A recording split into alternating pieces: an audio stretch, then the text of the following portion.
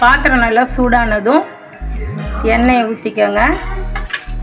எண்ணெய் நல்லா சூடான உடனே சோம்பு போட்டுக்கோங்க.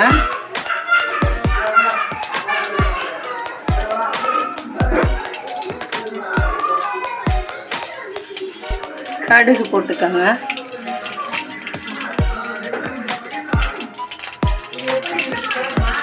நல்லா கடுகுலாம் நல்லா வெடித்து வந்தோடனே கொஞ்சம் அடுப்பை சிம்மில் வச்சுட்டு கருவேப்பிலை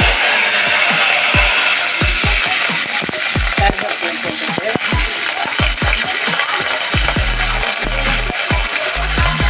பச்சை மிளகாய்,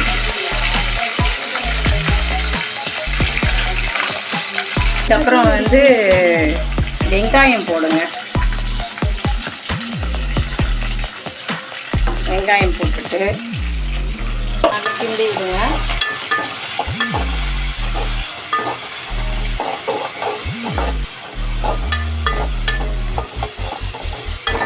நல்லா வதங்கணும்.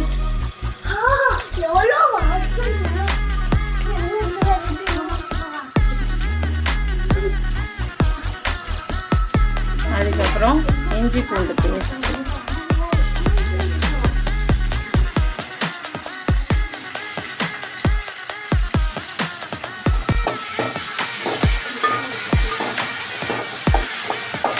இஞ்சி பூண்டு பேஸ்ட் போட்டுட்டு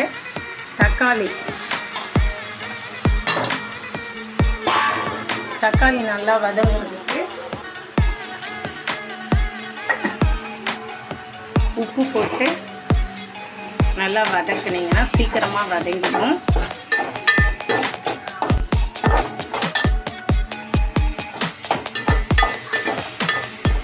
கொத்தமல்லி தழை போட்டுக்கோங்க.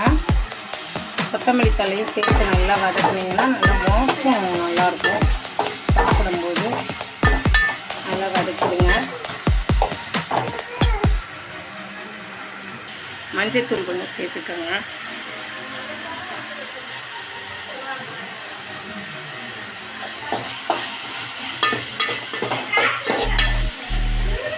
பாருங்க, நல்லா தக்காளி வெங்காயம் எல்லாம் நல்லா வதங்கிடுச்சு. இந்த நேரத்தில் தனி மிளகாத்தூள், மல்லித்தூள்,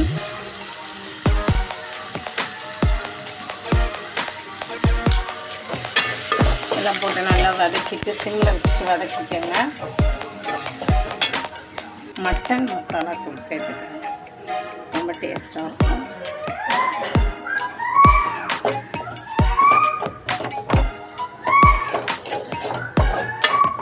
நம்ம தண்ணி ஆட் பண்ணிக்கலாம்.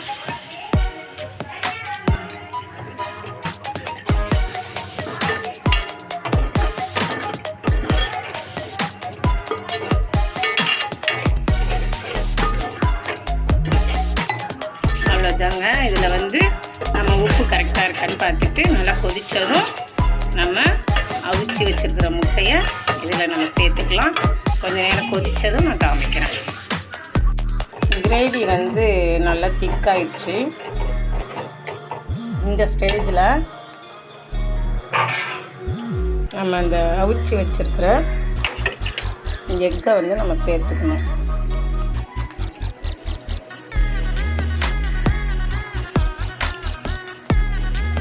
நீங்கள் 2ஆக கட் பண்ணியும் சேர்த்துக்கலாம், முழுசாகவும் சேர்த்துக்கலாம். எனக்கு எக்கு நிறையா இருக்கிறதுனால நான் முழுசாகவே சேர்த்துக்கிறேன்.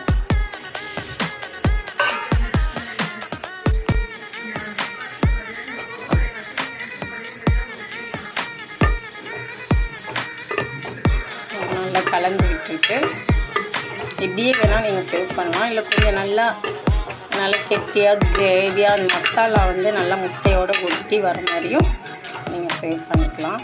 இன்னும் நல்ல ஒரு கொதிக்கட்டும்.